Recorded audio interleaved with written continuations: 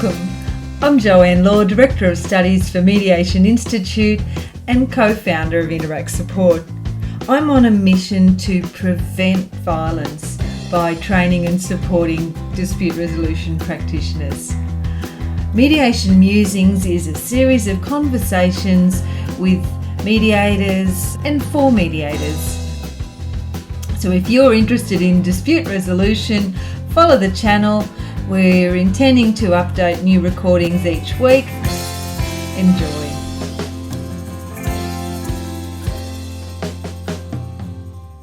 Today I've got Mary Davenport with me, speaking about her experience and what she's up to. So welcome, Mary. Thank you, Jo. Thank you for having me. You're welcome. So Mary's actually a graduate of Mediation Institute, so trained in mediation and is an accredited family dispute resolution practitioner, but doing some other really, really interesting work that I do want to talk with you about, Mary. But perhaps before we go on to that, I'd really like to get your thoughts about your experience of training as a mediator, but then doing something else, if that makes sense. Yeah, it does make sense. It's a really interesting question. I think training as a mediator and as a family dispute practitioner is just part of the bigger picture for me. And considering where the climates are in relation to court processes, going to court and all that sort of thing, I think doing the mediator course and the family dispute practitioner course is absolutely fantastic. It's definitely a must. But for me, it was just a piece of the puzzle, which absolutely taught me so much in relation to giving people an opportunity to make their own decisions, especially going through a separation. Trying to do it amicably, trying to do it keeping it out of court, trying to reduce the essence of conflict and being future focused. And reality testing is so profound. If there's anything that I will say that was really important to me, that led me on to what I'm doing now, was the concept of reality testing. And that is, how does it look like? How does it pan out? How does it actually go by day to day? Can it be done? What are the ramifications? What are the repercussions? And how does this little ripple affect the rest of your day-to-day work? Because all too often, especially, and I say it sincerely, a lot of agencies who do family dispute practitioner are really happy just to get that consent order. Yeah. But how many times, Jo, have we seen that consent order being used as a tool to create further conflict? Oh, absolutely, absolutely, and it's a major issue of for our industry not to be happy with that. Oh, it's an agreement. Let's lock it in quick. Yeah. We want to break it in the mediation, because if we can break it in the mediation, it's not good enough. Yeah. Then we can recreate it something that's going to be more robust, or have a plan in place for when they can't agree, or whatever, so they don't end up in conflict again. So easily. That's great, because that's something that we really, really try to impart in our students. But your background, before you trained as a mediator, you were doing casework and that sort of thing. So what's your experience there? Where have you come from? Basically, I was doing casework / counselling, and I was working in a domestic violence specialist field under a legal banner, which I won't mention any names. God bless them, they taught me a lot. And I actually saw, not only that, from a personal lived experience, a conflict I went through in dealing with, the legal process, and if I can say it sincerely, it was very, very clinical. Yeah. You will do this is what's done, and all the rest of it. And that reality testing way back 20 odd years ago wasn't there. It was very court ordered. Yeah. And you had this obligation to fulfill these court orders, which was really difficult to manage in reality. Managing AVOs, managing children, managing court orders, living in a small community, and trying to avoid the conflict while the consent orders was creating a conflict. Yeah. you know, and there was too many shades of grey, too many opportunities for interpretations, too many opportunities to work the system, so to speak. Yeah. So it was really difficult. And I remember going through that frustration, desperation, and such sadness that this is not what I wanted for me and my family. Because I thought once that separation was over, it was done. But unfortunately, it wasn't. No. Having yeah, it potentially was only just the start. Absolutely. So having that lived experience and sort of getting into, you know, domestic violence counselling and casework by default, many, many years down the track, I thought, oh, there's got to be a better process. The process was a little bit more spoken about and a little bit more open, but however, the process was much the same, Jo.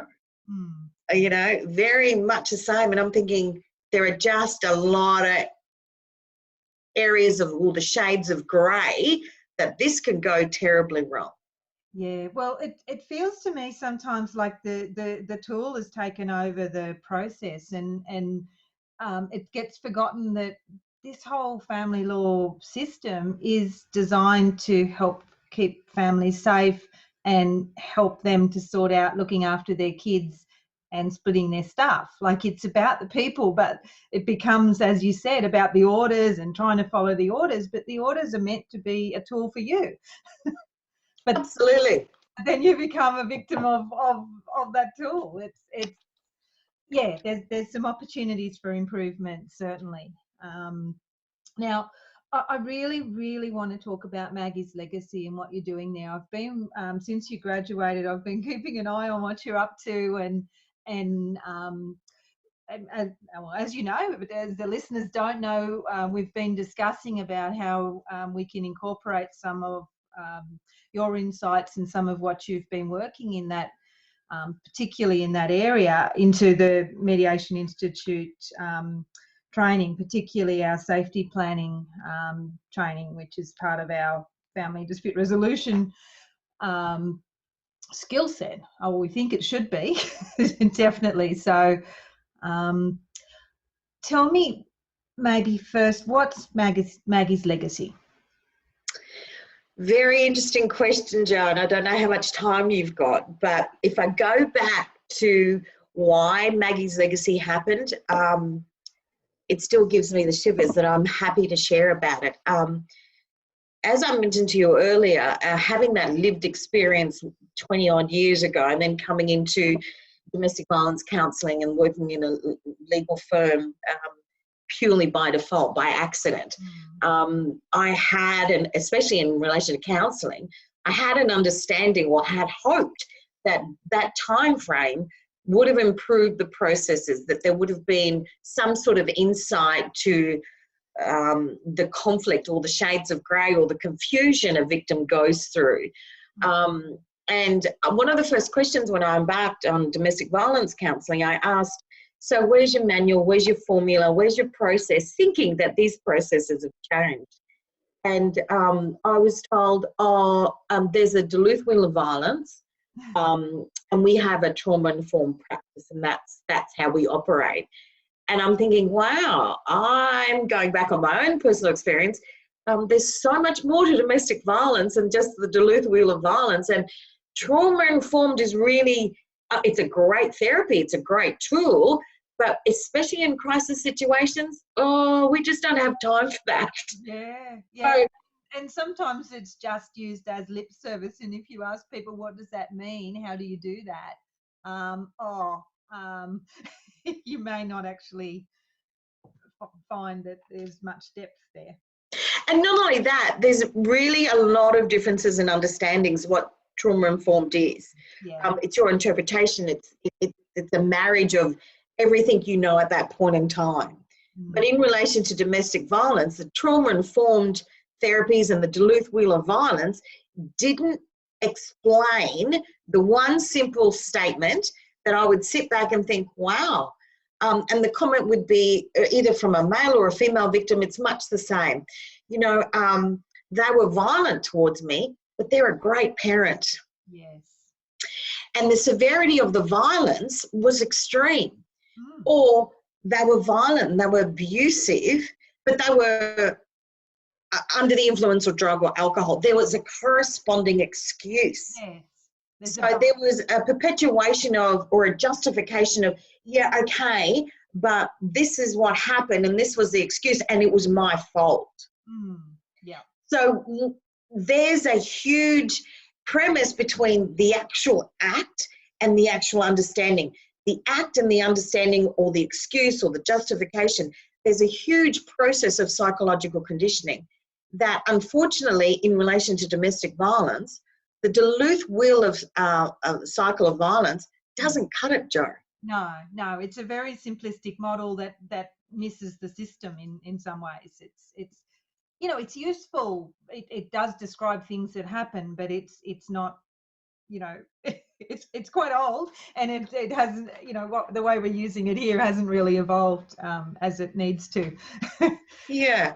So I've actually established the verb or the wording or the process that happens between those comments.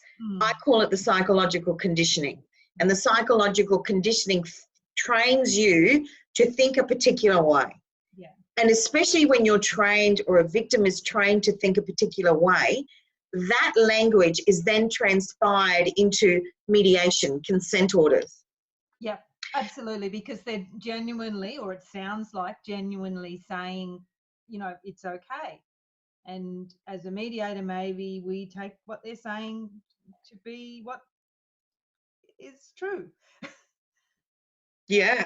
So it's difficult. And I was one of those mums. I was one of the, you know, yes, they were violent, but a great dad. So when I actually came to doing my own consent orders, I allowed for the consent orders to allow for contact, a form of contact. Yeah. And it was all above board, Yeah. approved by the courts. Yet that contact was the very hub of further conflict. So those changeover times, those times where, there's an opportunity to. Yeah. So coming back to mediation, it was very profound through the course that I'd done through the Mediation Institute, was reality testing. Reality testing, and that stepping stone led me into, there is a grey area in reality testing in relationship to the psychological conditioning. Yes. A victim goes through during an experience of domestic violence that then will reflect on their agreeing certain aspects of a consent order. Yeah. And you think you've cracked this chestnut? Look, I wouldn't say, I'd love to say I have, but there's always room for improvement, Jo. And I think if there's any way that I could say that I've cracked the chestnut, is that I've really simplified that language in Maggie's legacy. And the results are profound, Jo, in being able to counsel both men and women when we actually show them the framework of Maggie's legacy. It's the, oh my God moment. It's the wow moment. It's the, how are you making this decision? On what premise are you making this decision? And you can actually physically see it and physically feel it. Yeah. And when we're talking about trauma-informed and crisis situations, we need to be able to encourage or prompt or get a client to be able to make good decisions. Yeah. And this is where Maggie's legacy comes in, and looking forward to working with the Mediation Institute to making those sound, solid decisions at the time that can promote healing, that can promote the reduction of conflict, that can promote the well-being of their emotional and physical health, not only for themselves, but for their children. Yeah, no, absolutely. One of the things in our course is talking about myths related to family violence. And for me, one of the most dangerous myths is that victims of violence know how to keep themselves safe. You know, if that was the case, we wouldn't have so many people being murdered or hurt. Yeah. And the myth is, initially they do know how to keep themselves safe, but because they have been desensitized by whatever situation, or they won't do that or whatever it is, And not only that, that's part of the psychological conditioning to downplay Yes. the severity of safety. Yeah, because you can't. They struggle with that that issue of, they're a great dad, but they hurt me, and they've got to reconcile that somewhere, and put the. I want to put a challenge out. I have come up with a challenge, and I share this in my workshops. Anyone who's done suicide prevention training, it's a therapeutic tool that if they've shared that they intend to commit harm, hurt themselves, if they've established a plan, we as mandatory reporters have to act on it. Yeah. It's legislative. It's a tool. It's a guide. Straight out suicide. If you're thinking, if you've verbalized it, established a plan, we actually have to act on it to stop the person from doing that. So my question is, or my challenge is, why is it any different for domestic violence? Yeah. If a perpetrator has threatened a person and then given, say, I will kill you by slitting your throat, why is that marriage not replicated in the therapies that we've had from suicide prevention? Yeah, very, very good question. It's well, an intervention order will often be put in place, but maybe there's a bit of a gap after that sometimes. Yeah. So this is what I share through the workshops. If there's that, when we're actually doing our safety assessments, we talk about, let's look at the event, the threat, the whatever it is. But and I say it sincerely, that understanding or that excuse, I'm seeing that psychological conditioning language coming through. Yeah. And so helping both professionals and the people themselves to hear that language, to hear that they're, they're making excuses, they're justifying things that they shouldn't. Is that part of, I guess, helping to overcome this problem? That very much so. And we talk about, in Maggie's Legacy, we talk about the tentacles of obligation. And the tentacles of obligation can filter through, we call it two strategies, a relational tentacle or a transactional tentacle. And the overarching tentacle is the tentacle of obligation, and what you feel you have to do or what you feel you want to do. So when it comes back to mediation and consent orders, there's a lot of pressure or indirect undercurrent of pressure. Society tells me I have to share the children. Whereas in the back of her mind, or the male's mind, or the victim's mind, is that there is a condition, as like, he's put a knife to my throat. Let's escalate the situation. But I'm sure he won't do it to my children. And my question is, are you confident? Yeah. Are you 110% guaranteed that that will never happen to your children? Yeah. Really? Yeah. So we look at what has transpired, because that information is an indicator of what potentially can happen in the future. Yeah, absolutely. Someone's got the capacity to do that to another human being. Yeah. That's within their range. That's, like, that's not within my range. Like, I can't possibly imagine a situation where I do that. But for that person it is. Like the other day I did an intake with someone. She had a minimum, absolute minimum, not commit family violence order. There were no other restrictions on it.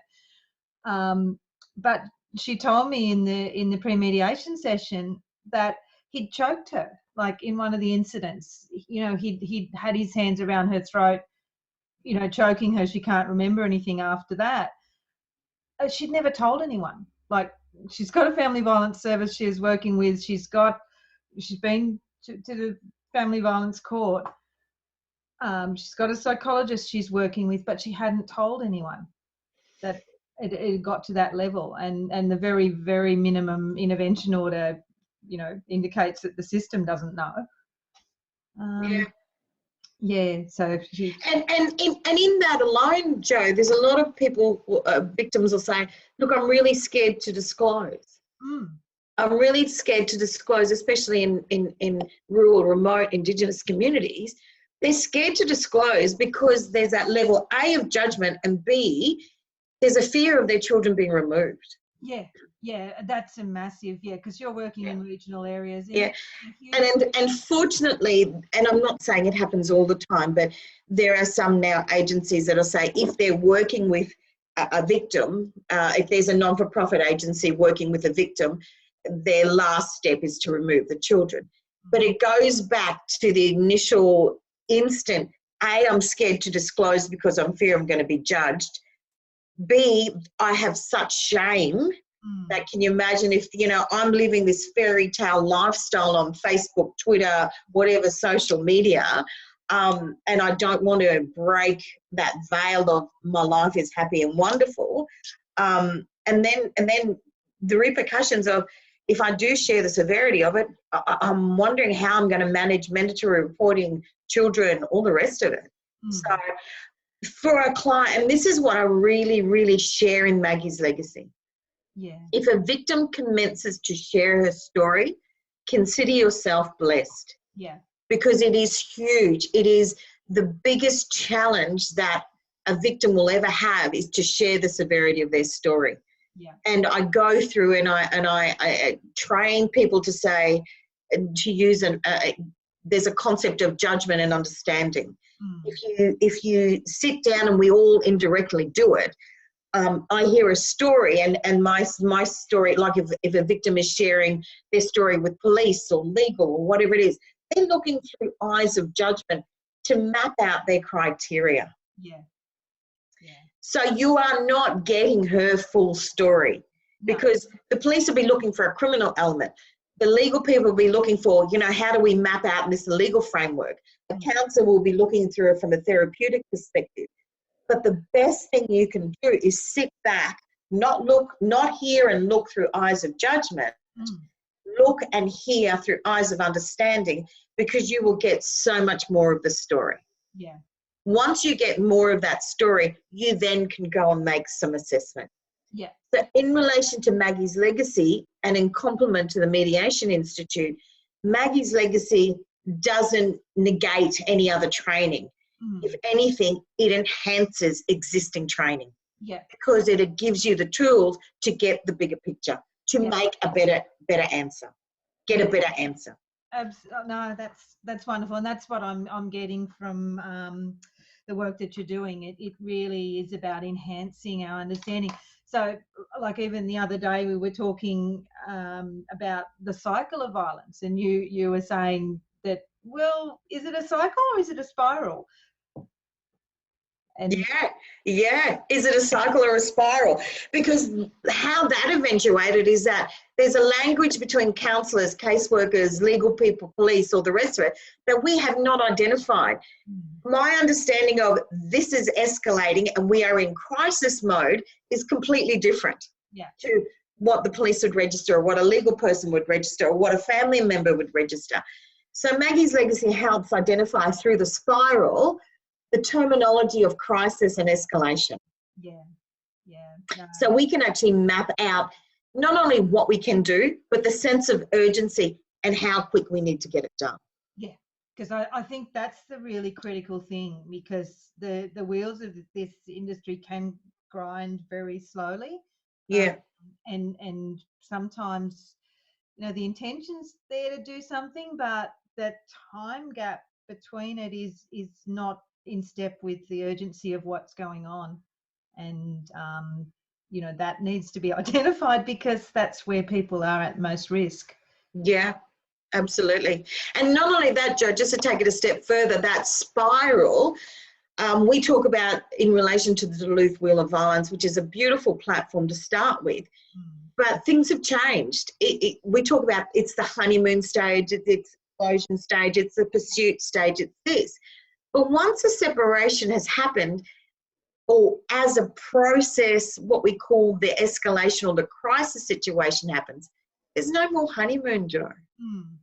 Yeah. And we've actually identified a process called, once the honeymoon is gone, and we explain to our workshop participants how the honeymoon looks like when it's gone, the pursuit isn't, look, I'm really sorry, I'll change, I'll do this. The pursuit is, we've called it hurt, harm, hide.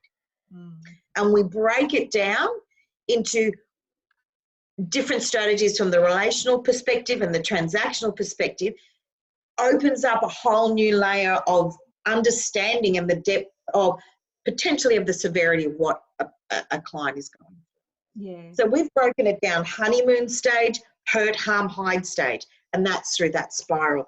And when we've shared that concept, the amount of victims, oh my goodness, I can see it. And once they can see it, they make better decisions. Yeah, absolutely. And that's why I really like what you're doing, because you're putting things into models, you're making them visible, you're making them so people can get it. You know, you can have a whole lot of words, but if you put it into something like that, hurt, harm, hide, right, okay, that's what's going on. I understand. And then that helps to peel back the corner of that conditioning. And absolutely. Yeah. And once you peel back the corner of that conditioning, it helps mediators and family practitioners because they make better decisions. Yes.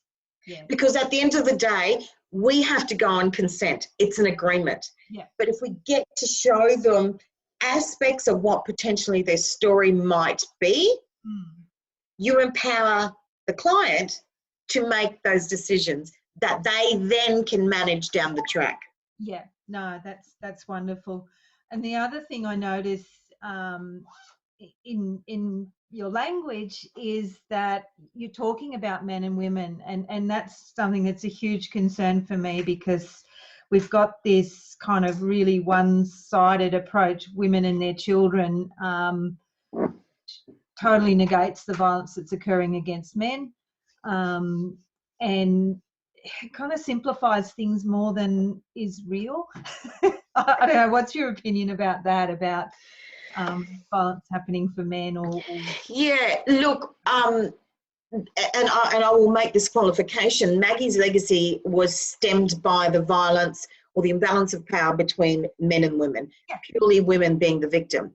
By default and purely by chance, we had an opportunity to share Maggie's legacy with a coordinator of a male perpetrator program.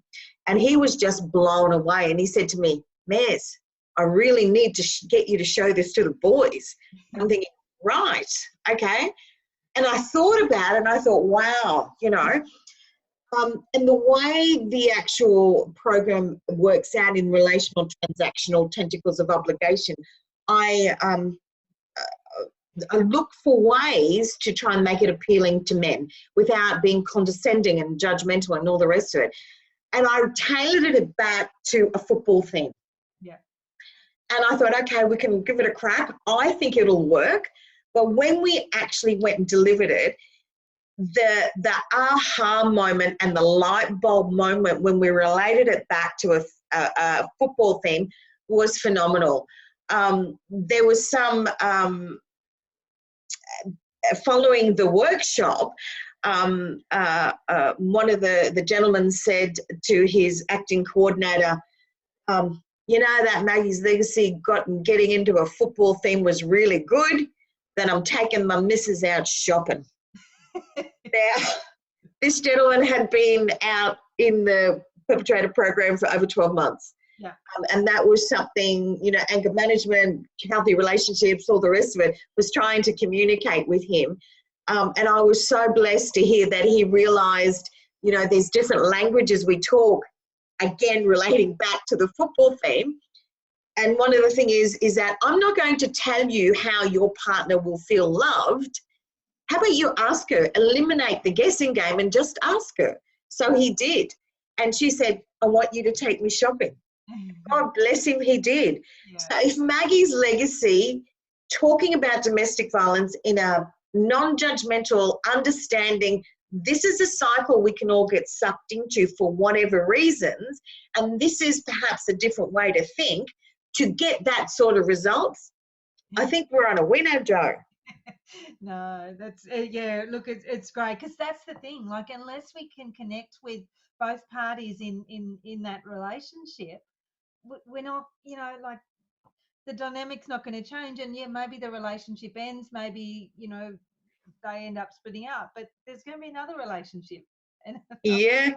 And so we can't, you know, we can't marginalize anyone and leave them thinking that it's okay to, you know, to try and coerce your partner into Yeah. the way you want, because that's where it's, you know, it's a lot of it stems down to. And how many clients say, I've just left another DV situation and now I'm in another one. How does this happen? Yeah. You know, how does this happen?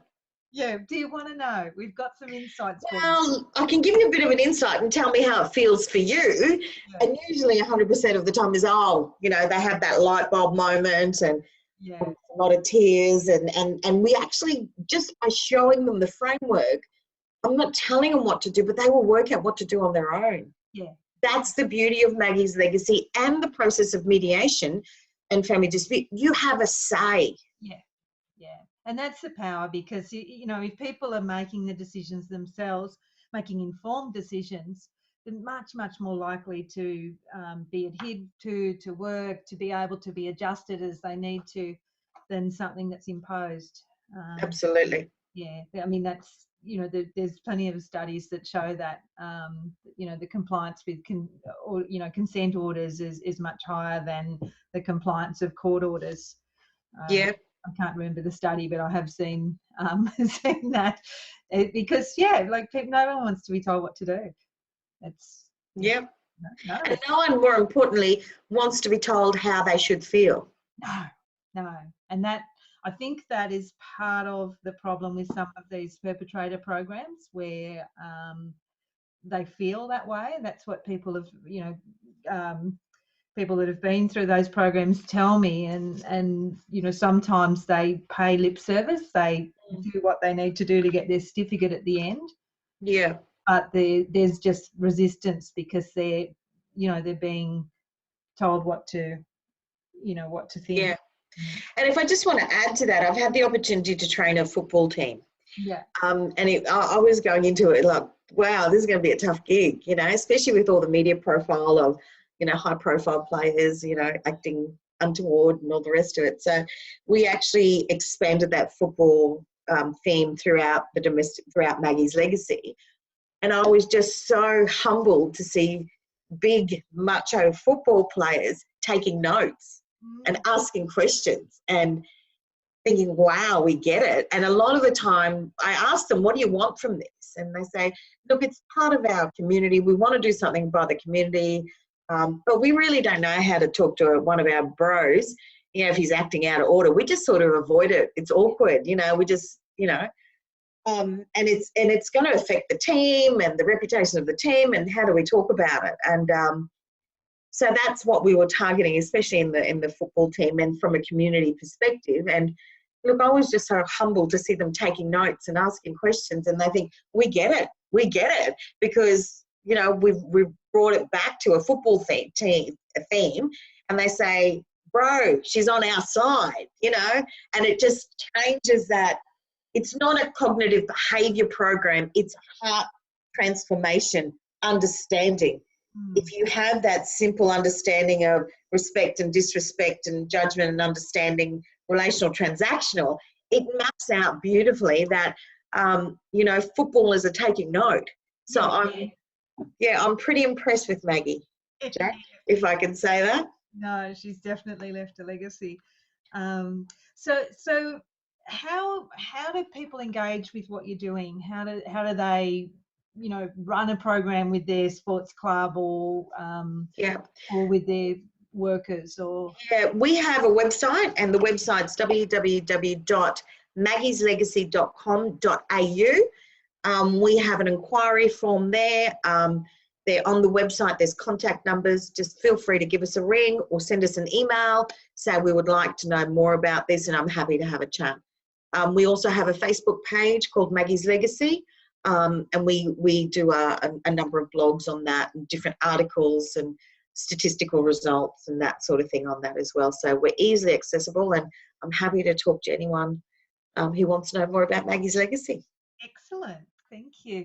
And yeah, so as I said, we're talking about doing something, bringing in a little bit of some of the insights from Maggie's Legacy into our grad dip course, and possibly some workshops for members around the country as over the next while, and but also trying to distill some of the knowledge out of that into a course that'll be accessible for people. So at the moment, you're pretty much doing it as a workshop style training, is that? Yeah, I'm doing it as a workshop style training. Sorry, Joe. But there's only one of me, and I've got some team members and all that sort of thing. But I'm particularly passionate about what the work the Mediation Institute does.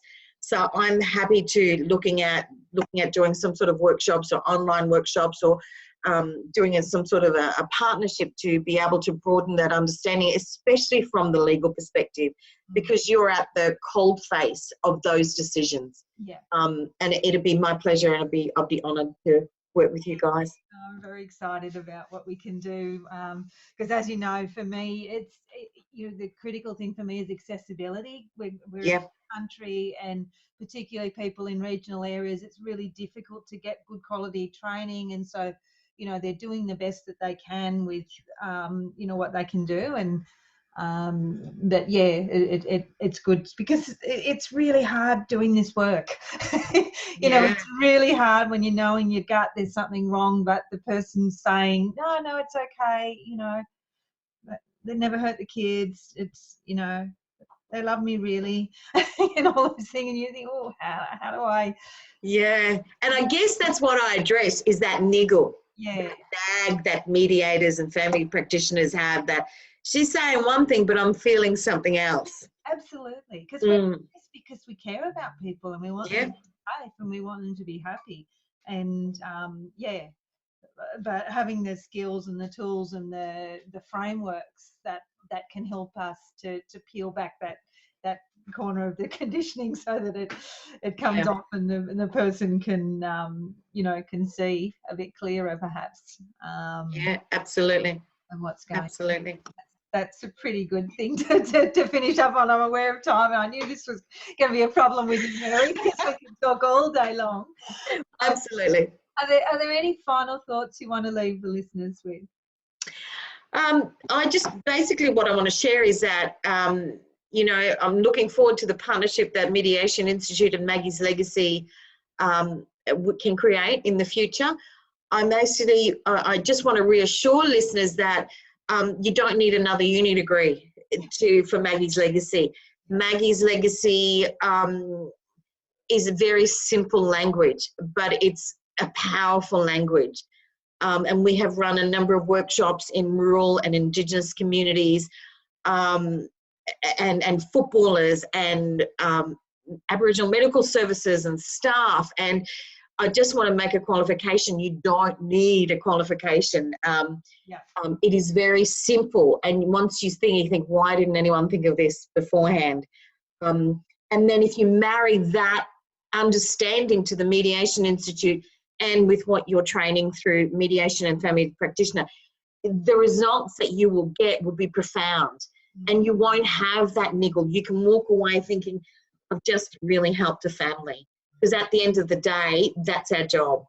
And that's what our passion is to be able to decrease conflict, keep children safe, keep people happy, and out of the court system where someone else is going to make a decision for them. Beautiful. Thank you so much, Mary. My pleasure, Jo. Thank you for having me.